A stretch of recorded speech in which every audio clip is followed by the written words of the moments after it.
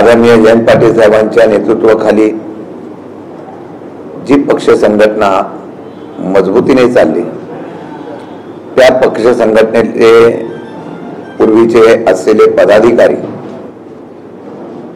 या सर्वांच्या बरोबर विचार करून या संघटनेमध्ये त्या सर्वांना बरोबर घेऊन भविष्य काळामध्ये वाटचाल करण्याच्या संदर्भातलं नियोजन आम्ही करणार आहोत। नवीन काही लोकांना जबाबदारी द्याव्या, चळवळीतून हा पक्ष आक्रमकतेने उभा राहावा म्हणून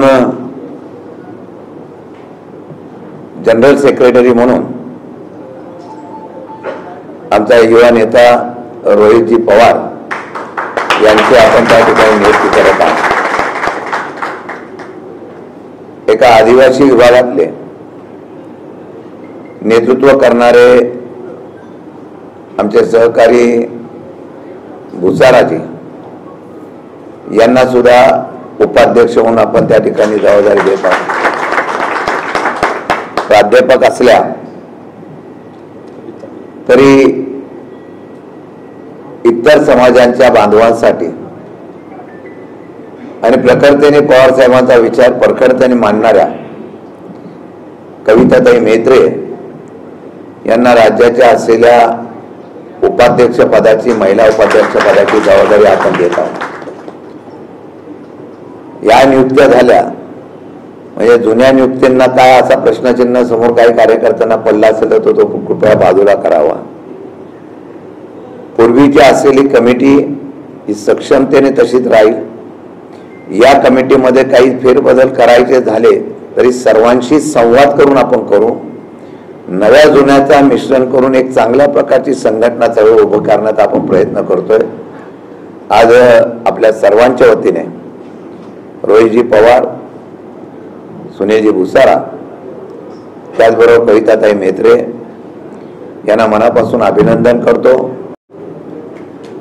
रोहितजी पवार यांच्यावर आपण युवा विद्यार्थी आणि ओबीसी वगैरे या फ्रंटल सेलची जबाबदारी आपण देतोय आणि मला खात्री आहे की महाराष्ट्रामध्ये आम्ही चांगल्या पद्धतीने या संघटनेची बांधणी वरिष्ठ नेतृत्वाच्या मार्गदर्शनाखाली निश्चितपणाने करू, अशा प्रकारची अपेक्षा या ठिकाणी व्यक्त करतो। रोहितजींना आणि माझ्या सर्व सहकाऱ्यांना मनापासून शुभेच्छा देतो। आजपासून पदाची नियुक्ती केल्यानंतर 1 महिन्यामध्ये 2 महिन्यामध्ये आपल्याला रिझल्ट द्यायचा आहे आणि तो रिझल्ट एक चांगल्या प्रकारचा देण्याच्या संदर्भातला यश आपल्याला द्यावं एवढी सदिच्छा देतो आणि आपल्या सर्वांनी या ठिकाणी उपस्थिती दाखवल्याबद्दल, माझ्या माता भगिनींनी आम्हाला औक्षण केल्याबद्दल मनापासून आभार व्यक्त करतो आणि थांबतो। धन्यवाद। प्रेस बोला, प्रेस।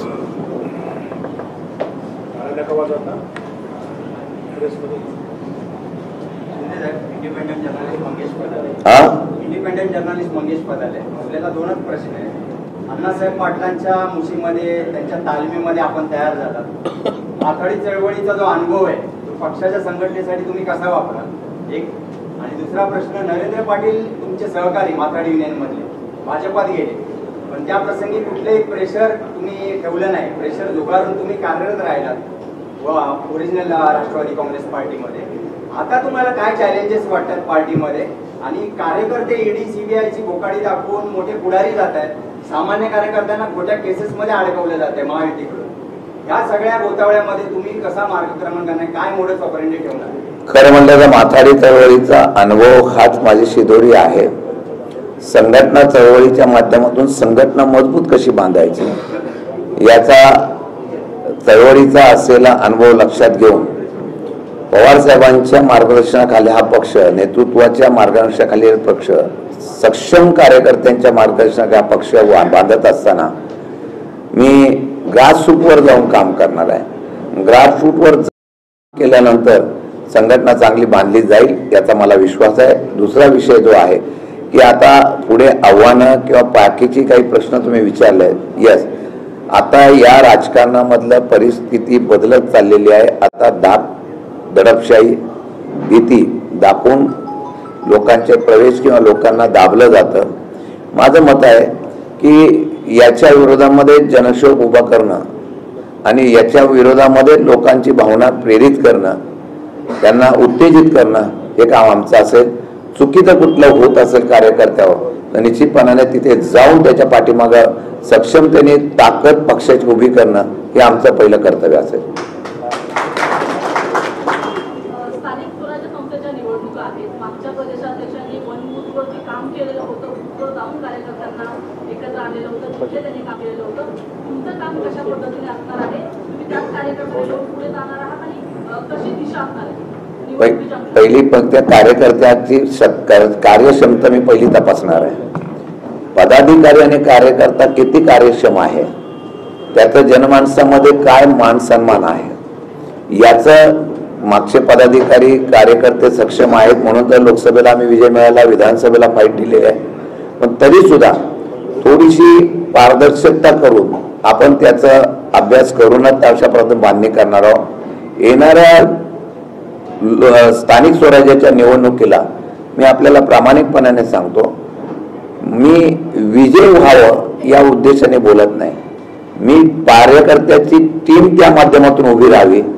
भविष्य काळातल्या वाटचालीमध्ये शेवटी आपल्याला लक्षात घ्या, मी मागेही त्या दिवशी सांगितलं, विधानसभा आणि लोकसभेच्या निवडणुकीच्या अगोदरपासून अनेक ठिकाणी कॉर्पोरेशनच्या निवडणुका होत्या, जिल्हा परिषद पंचायत समितीच्या निवडणुका होत्या. या पक्षाच्या सत्तारूढ पक्षाने सरकारने या निवडणुका घेतल्या नाही. आता मला शंका आहे की तिथे पार्टी उभी राहिली असती, एकाच एक निवडणुका झाल्या असत्या किंवा चित्र वेगळं आलं असतं तर त्याचा परिणाम हा त्यांच्या सरकारच्या असलेल्यावर परिणाम झाला असता.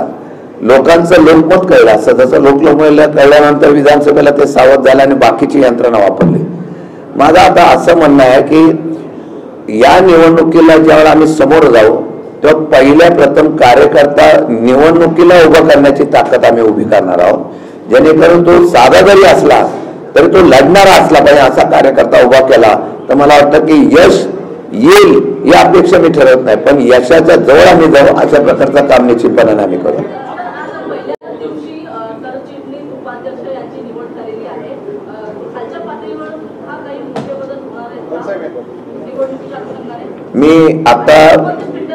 मी 2-3 दिवसामध्ये फ्रंटलची सगळी बैठक घेणार आहे. इथे ही बैठक झाल्यानंतर मी जिल्हा वाईज बैठका घेणार आहे.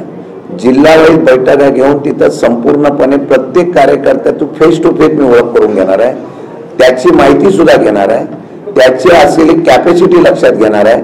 काही नवीन लोकांना मी तर आव्हान करणार आहे, ज्यांना समाजसेवेचं राजकीय क्षेत्राचं आवड आहे या लोकांना आव्हान करणार आहे. त्याची ताकद आहे अशा तरुण वर्गाला सुद्धा बरोबर घेऊन सर्व समाजाच्या घटकाला बरोबर घेऊन आम्ही काम करण्याचा प्रयत्न करणार आहोत.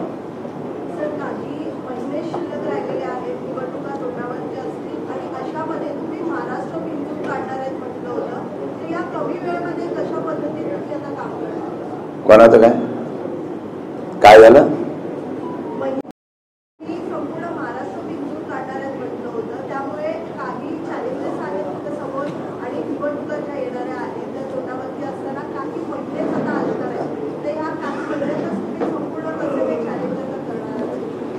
आता याच्यामध्ये आपण जर बघितलं तर चॅलेंज आहे ते निवडणुकीचं आहेत, परंतु समोर पिरियड पण कमी आहे. या पिरियडमध्ये आम्ही पहिल्या प्रथम पक्ष संघटना केली तर निवडणुका सोप्या जातील आणि लोकांना हे आम्हाला सांगावं लागेल की सरकारच्या काही चुका आहेत, ज्या भूमिका आहे या जर स्पष्ट केल्या लोकांमध्ये त्याची भावना जर सरकारच्या विरोधातली झाली तर मला वाटणार नाही.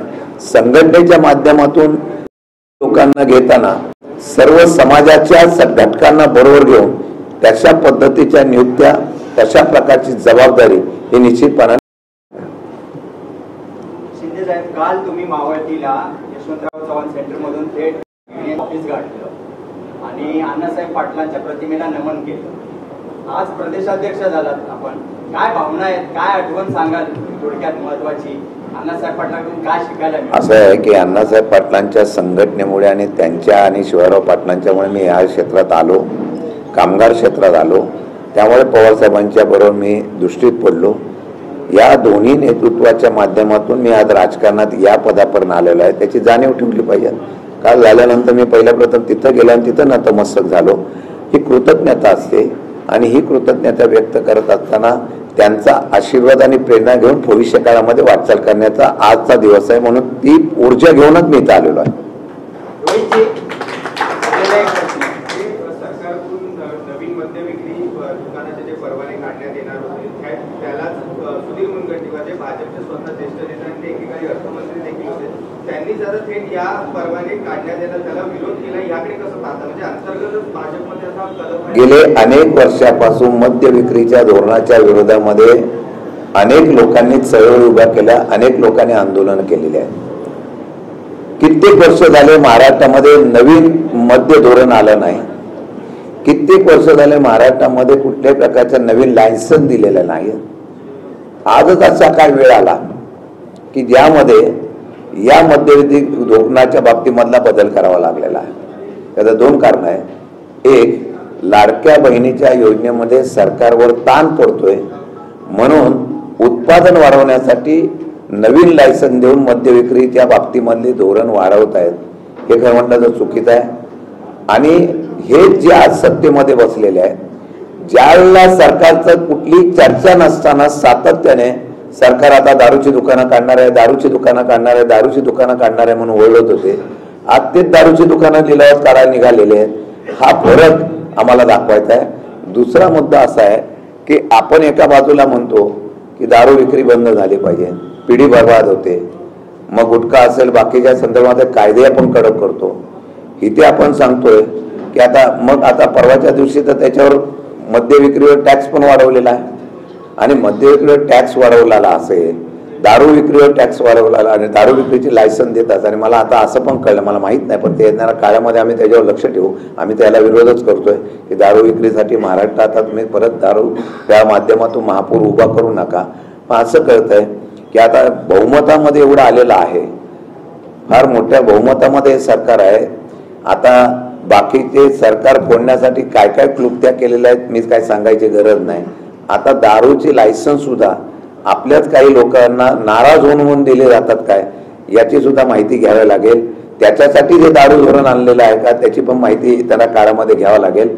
तसं जर असेल तर आपल्या लोकांना सांभाळण्यासाठी या सरकारला किती कसोटी करावं लागते, काय तारेवरची कसरत करावं लागते. परवाच्या 2 महिन्यापूर्वीच बजेट आणलं आणि आता 57,000 कोटीचा सप्लिमेंटरी बजेट 2 महिन्यानंतर परत येतं. म्हणजे या सरकारची परिस्थिती जर बघितली तर काही दिवसानंतर 10 लाख कोटीवर आपला महाराष्ट्र कर्जबाजारी करण्याचं धोरण दिसतंय. आणि म्हणून हे उत्पादन कमी करण्यासाठी अनेक उपाययोजना आहेत. या महाराष्ट्रात शेतकऱ्यांनी दिलेल्या उत्पन्नातून महाराष्ट्राची अर्थव्यवस्था सुबत्ता झालेली आहे. त्या शेतकऱ्यांना काही देत द्यायची ऐवजी आता हे दारू धोरण करण्यापेक्षा शेतकरी उत्पादन कसं वाढेल.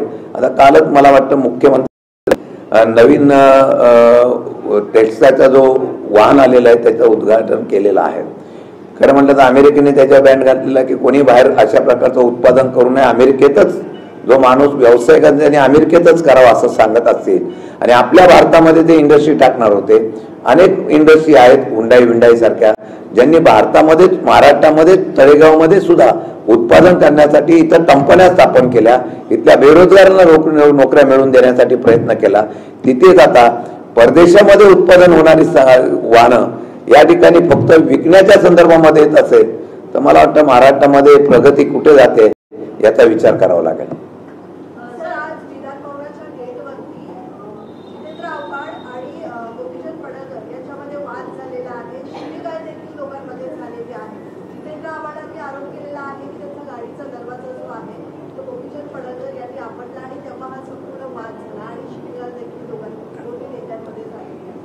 मी खरं सांगू, विधान भवनच्या प्रांगणामध्ये किंवा विधिमंडळ मंत्रालय वगैरे ही पवित्र ठिकाण आहे, ज्या ठिकाणाची आज गरिमा लोकप्रतिनिधी गरिमा हळूहळू कमी होते. सत्तेमध्ये असलेली मंडळी सत्तेच्या भीती नाही, कसली भीती नाही या पद्धतीने विरोधी पक्षाला तर बोलून देत नाही. आता विरोधी पक्षाला दादागिरी करण्याचा प्रयत्न होत असेल तर मला वाटतं हे दुर्दैव आहे. आणि याचं गांभीर्याने मुख्यमंत्र्यांनी तरी निदान लक्ष घालावं. सरकारमधलं काही बोलत नसतील, मुख्यमंत्र्यांनी काही लोकांना आवर घातला पाहिजे. काही लोकांना काहीतरी शिस्तीने, एक पुरोगामी महाराष्ट्रामधली एक संस्कृती आहे, विरोधकांना सुद्धा आपलेपणाने जिंकण्याचा प्रयत्न या पुरोगामी महाराष्ट्रामध्ये, या महाराष्ट्राच्या संस्कृतीमध्ये आहे. आता तो विचाराची लढाई विचाराने करण्याच्या ऐवजी विचाराची लढाई आता ज्या पद्धतीने केली जाते मला वाटतं योग्य नाही आणि त्याचा निश्चितपणाने निषेध झाला पाहिजे. रोहितदादांना एक प्रश्न. अध्यक्षांचे झाले का? मला असं वाटतं की आजची प्रेस कॉन्फरन्स ही अध्यक्ष महोदयांची आहे. तुम्ही नवनियुक्त सरचिटणीस आहात, तुमची ओपनिंग मला काही कॅज्युअल प्रश्न विचारायचे. रोहितजी, कालचा यशवंतराव चव्हाण सेंटरचा कार्यक्रम उरकल्यावर कॅम्पस मधून गेटला यायला तुम्हाला तब्बल पाऊण तास लागला. सगळ्या कार्यकर्त्यांची झुंबड तुमच्या होती. काय गाराणी मांडली आणि काय इनपुट दिले? आता कॅप्टन व्हाईस कॅप्टन